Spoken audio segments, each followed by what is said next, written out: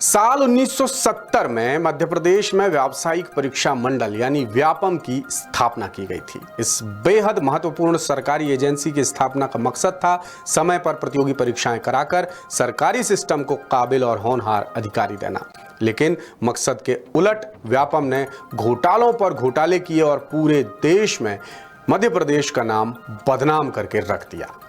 2013 में उजागर हुए व्यापम महाघोटाले का बोझ प्रदेशवासी आज तक ढोने को मजबूर हैं। महाघोटाले के कलंक को धोने के लिए व्यापम का नाम 2 बार बदला गया। पहले प्रोफेशनल एग्जामिनेशन बोर्ड यानी पीईबी और बाद में कर्मचारी चयन मंडल यानी ईएसबी इसका नाम रखा गया। लेकिन कहते हैं ना, नाम में क्या रखा है। बात तो तब बनेगी जब काम भी बदले। लेकिन वाह रे व्यापम, वाह रे पीईबी और वाह रे ईएसबी, हर बार ढाक के 3 पात।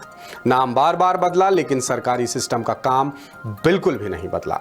बार बार लगातार ये सरकारी एजेंसी पूरी बेशर्मी के साथ बड़ी बड़ी गफलतों को अंजाम देता आ रहा है और युवाओं के सपनों के साथ खिलवाड़ करता आ रहा है। पहले के महाघोटाले और गड़बड़ियों के बारे में तो आपने खूब सुना होगा, जिनके बारे में पूरा देश ही जानता है। लेकिन अब जो ताज़ा गफलत सामने आई है उसे सुनकर आप एक बार फिर अपना माथा पीट लेंगे। इंदौर से हमारे विशेष संवाददाता संजय गुप्ता की इस खास रिपोर्ट में मैं आपको एमपी ईएसबी की नई कारस्तानी, नई कारगुजारी के बारे में बताऊंगा। दरअसल मामला ये है कि ईएसबी ने प्राथमिक शिक्षक पात्रता परीक्षा और पुलिस कांस्टेबल फिजिकल टेस्ट की तारीख एक ही रखी है। मंडल ने दोनों परीक्षाओं का शेड्यूल 10 नवंबर से जारी किया है, जिस पर आपत्ति लेकर कई उम्मीदवारों ने दासूत्र को दोनों परीक्षाओं के एडमिट कार्ड्स भेजे हैं, जिस पर परीक्षा की तारीख एक ही दर्ज है। एक परीक्षा में सुबह 6 बजे रिपोर्ट करना है, एक परीक्षा में सुबह 7 बजे रिपोर्ट करना है। अब उम्मीदवार भारी असमंजस और परेशानी में है कि वो आखिर कौन सी परीक्षा दें और कौन सी परीक्षा छोड़ें। इस गफलत को लेकर उम्मीदवारों को मार्गदर्शन देने वाले टीचर्स भी हैरान परेशान हैं, शिक्षा के जानकार भी हैरान परेशान हैं। उनका कहना है कि आखिर कर्मचारी चयन मंडल चाहता क्या है? क्या मध्य प्रदेश में सरकारी एजेंसियां हवा हवाई चल रही हैं? क्या ईएसबी पर सरकार का कोई भी कंट्रोल नहीं है?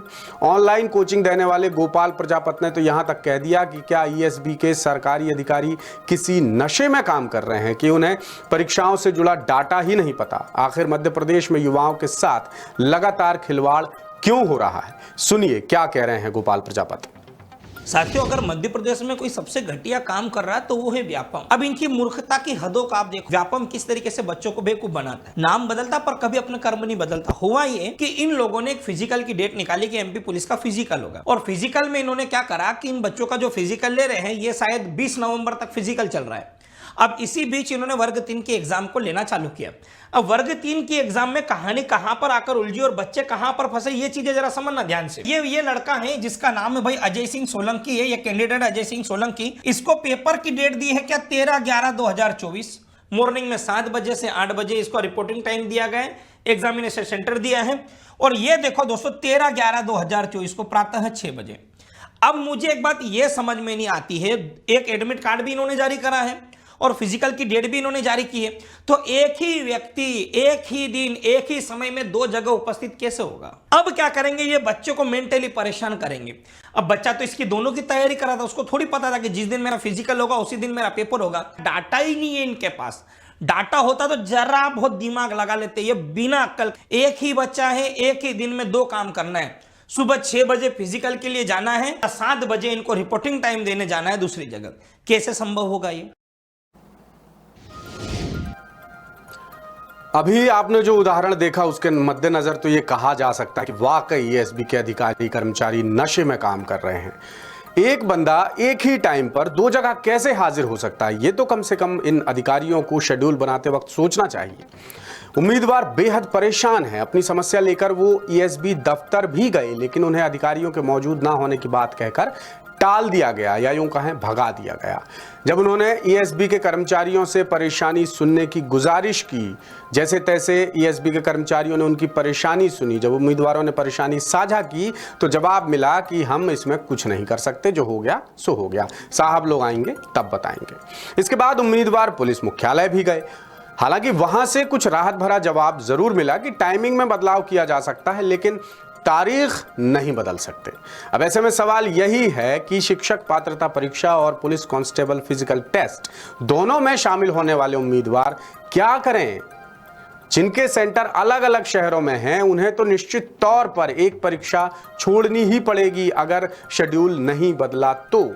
चूंकि यह मसला सूबे के हजारों युवाओं से जुड़ा है, लिहाजा दासूत्र ने एएसबी के डायरेक्टर साकेत मालवीय को उम्मीदवारों की परेशानी से अवगत कराया। हमने उन्हें बताया कि सर ये प्रॉब्लम आ रही है और इसका आप कुछ निराकरण कर रहे हैं या नहीं कर रहे हैं। तो मालवीय बोले कि उम्मीदवार मंडल को रिप्रेजेंटेशन दें, तब वो पुलिस विभाग से बात करके कोई रास्ता निकाल सकते हैं।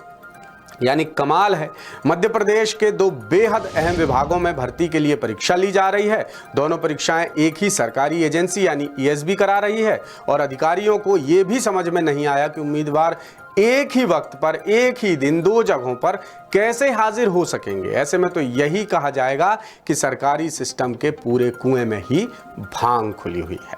लेटेस्ट, इन्वेस्टिगेटिव और इन डेप्थ खबरें देखने के लिए ज्वाइन कीजिए द सूत्र का व्हाट्सएप चैनल, सब्सक्राइब कीजिए यूट्यूब चैनल, लाइक कीजिए फेसबुक पेज और पढ़ते रहिए वेबसाइट www.dasudr.com।